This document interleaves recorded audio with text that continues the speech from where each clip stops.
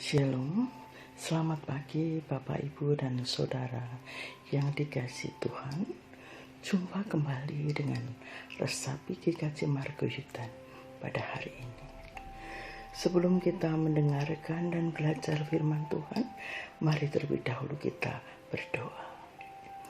Bapa kami yang ada di surga, di dalam nama Tuhan Yesus dan pertolongan Roh Kudus, terima kasih ya Tuhan untuk hari baru yang Tuhan berikan kepada kami. Dan saat ini Tuhan, sebelum kami menapai hari ini, kami hendak mendengarkan sabda firman-Mu. Penuhi kami dengan kuasa Roh Kudus-Mu, sehingga sabda firman-Mu menjadikan dasar bagi seluruh aktivitas kami pada hari ini. Dan kami bisa benar-benar melakukan, mengerti dan memahami apa yang harus kami lakukan. Ampuni segala dosa kesalahan kami, di dalam nama Tuhan Yesus Kristus. Kami siap menyambut sabda firman-Mu. Amin. Bapak Ibu yang dikasihi Tuhan, resapi pada hari ini berjudul bukan menghakimi, tapi menyelamatkan. Terambil dari Yohanes 3 ayat yang ke-17, demikian firman Tuhan. Sebab Allah mengutus anaknya ke dalam dunia, bukan untuk menghakimi dunia, melainkan untuk menyelamatkannya oleh Dia. Bapak Ibu yang dikasihi Tuhan dan saudara-saudara semua, ayat ini adalah kelanjutan dari ayat yang terpopuler di dalam Alkitab. Mulai anak sekolah minggu sampai orang awam yang sering ke gereja kadang hafal ayat ini tanpa membuka Alkitab, yaitu Yohanes 3 ayat 16. Karena begitu besar kasih Allah akan dunia ini, sehingga Dia mengaruniakan anak yang tunggal, agar barang siapa yang percaya kepadanya tidak binasa, melainkan beroleh hidup yang kekal. Dan ayat selanjutnya adalah sebab Allah mengutus anaknya. Jadi karena begitu besarnya kasih Allah akan dunia ini, dan Allah tidak menghendaki dunia ini binasa, sehingga Allah mengutus anaknya, yang sesungguhnya itu adalah Allah sendiri yang mengijawantah sebagai manusia untuk menjadi yang sulung daripada anak-anak manusia di dalam segala proses kehidupan manusia. Merasakan lebih dahulu apa yang dialami oleh setiap anak-anak manusia, sehingga anak manusia bisa meneladani daripada Tuhan yang ada di dalam Tuhan Yesus Kristus, yaitu anak yang diutusnya. Hari ini kita belajar sebab Allah mengutus anaknya. Untuk apa? Untuk menyelamatkan. Untuk menyelamatkan dunia. Sebab Allah mengutus anaknya ke dalam dunia bukan untuk menghakimi. Bukan untuk menghakimi. Melainkan untuk menyelamatkannya oleh Dia. Oleh Dia, yaitu Tuhan Yesus Kristus. Apa maknanya untuk kita pada hari ini, Bapak Ibu Saudara? Sebagai pengikut Tuhan, sebagai pengikut Kristus, tentu kita meneladani apa yang menjadi passion daripada Tuhan Yesus dihadirkan di dalam dunia ini oleh Allah Sang Pencipta, oleh Sang Pemilik kehidupan ini, yaitu bukan untuk menghakimi, tetapi untuk menyelamatkan. Tetapi pada kenyataannya Bapak Ibu, sangat sering sekali kita melihat, kita menyaksikan, bahkan tanpa kita sadari, kita mengalami dan melakukannya. Kita sering menghakimi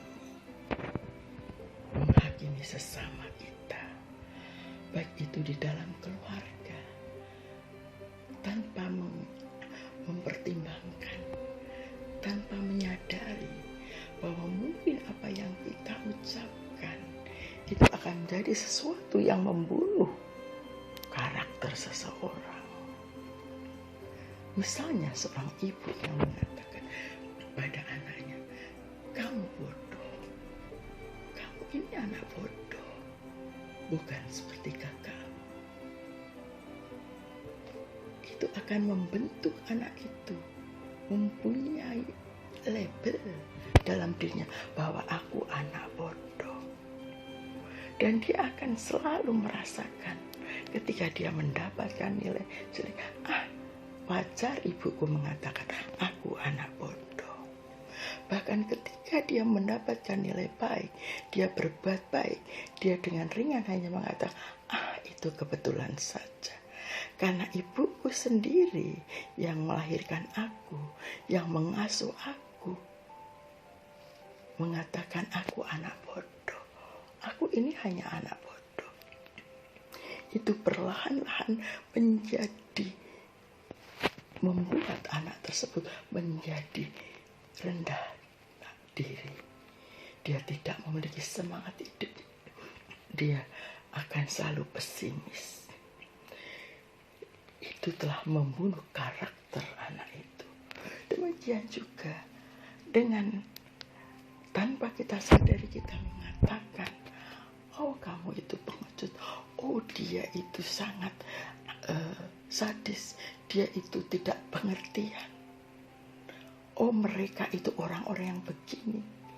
Kita telah mengklaim, kita telah menyimpulkan, kita telah benar-benar melakukan sesuatu yang membuat tidak adanya kenyamanan, yang membuat relasi itu menjadi tidak baik.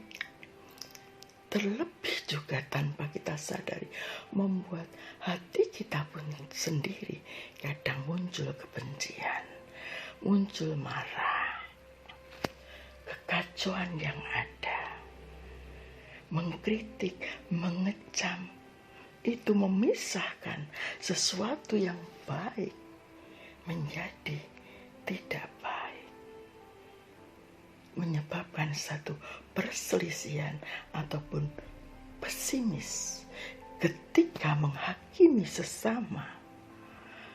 Itu berkembang menjadi menghakimi diri sendiri.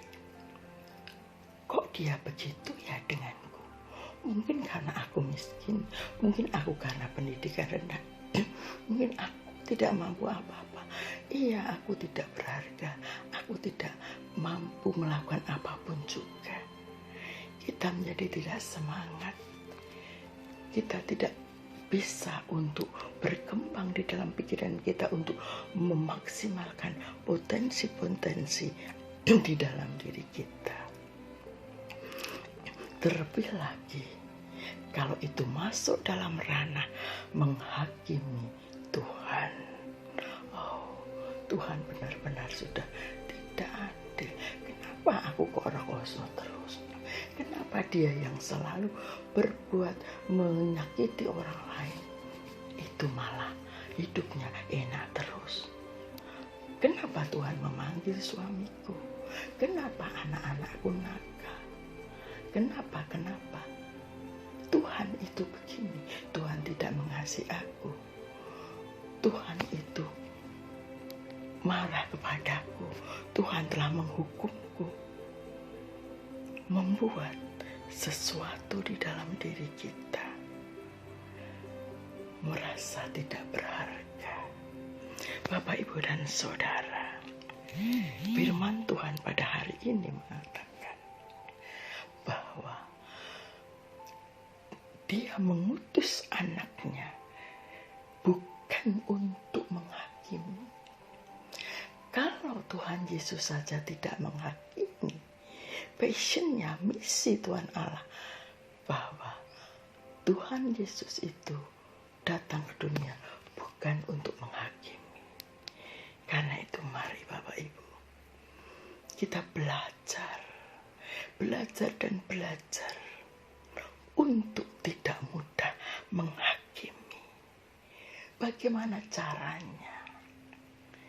Caranya adalah bagaimana seperti yang dilakukan Tuhan Yesus. Dia benar-benar menyelamatkan. Sebab Allah mengutus anaknya ke dalam dunia bukan untuk menghakimi, melainkan untuk menyelamatkan oleh Dia. Menyelamatkan, menghindarkan dari sesuatu perpecahan. Menyelamatkan, meluputkan dari sesuatu bahaya.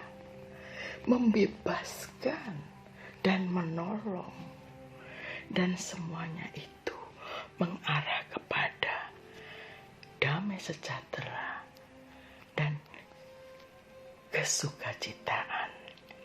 Melepaskan pengampunan ketika orang melakukan satu penghakiman, mencari sebuah alasan, sisi-sisi lain bahwa orang mempunyai masalah sendiri. Mencari satu alasan, setiap orang ada dalam dunianya sendiri, mempunyai kebutuhan-kebutuhan sendiri.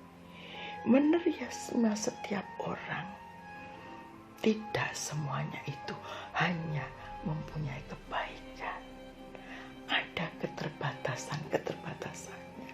Dan ketika orang itu melakukan yang begini-begini, jangan kita menghakimi, memberi label, oh dia seperti ini, oh itu seperti ini. Tapi kita melepaskan pengampunan dan tetap mengasihi dengan kasih yang besar. Karena begitu besar kasih Allah akan dunia ini, begitu juga mari kita mencoba melakukan setiap hal yang kita hidupi dalam perjalanan kehidupan kita dengan kasih yang besar, melepas pengampunan dengan ketaatan, kerendahan hati, dan kesetiaan. Sehingga dengan demikian Bapak Ibu, ketika kita pun ada seperti Tuhan Yesus, ada saatnya kita dihakimi, maka kita akan merasa ringan. Ketika hatiku telah disakiti, ajarku memberi hati mengampuni. Ketika hidupku telah dihakimi, ajarku memberi hati mengasihi. Ampuni bila kami tak mampu mengampuni yang bersalah pada kami, seperti hati Bapa mengampuni, mengasihi, tiada pamrih. Saat kita dihakimi, kita seperti Tuhan Yesus mengampuni tanpa berkata sepatah kata pun. Ketika dia dihakimi dan diperlakukan luar biasa sampai disalib, justru dia mendoakan Semua dilakukan karena kasih-Nya yang besar dan ketaatan kepada Allah Bapa.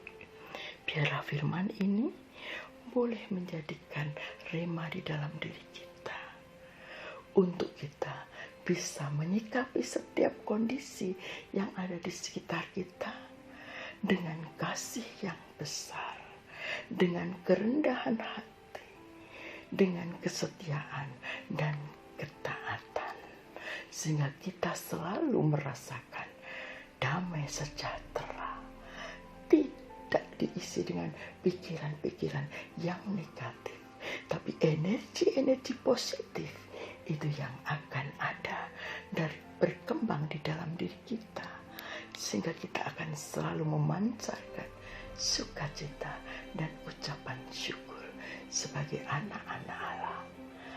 Karena Tuhan Yesus datang bukan menghakimi, tapi menyelamatkan. Selamatkan keluarga, selamatkan lingkungan, selamatkan diri kita dari pikiran yang menghakimi. Amin. Mari kita berdoa. Terima kasih Tuhan untuk firman pada hari ini. Mampukanlah kami untuk bisa mengerti dan meneladani, untuk kami bukan menghakimi setiap kehidupan, setiap peristiwa yang datang di dalam hidup kami, tapi kami meneladani Engkau dengan kasih yang besar. Oleh Engkau Tuhan, keselamatan, penyelamatan itu menjadi milik kami. Di dalam nama Tuhan Yesus kami serahkan hari ini. Amin. Selamat berkarya Bapak Ibu. Tuhan memberkati. Saya mohon pamit undur dari resapi. Amin.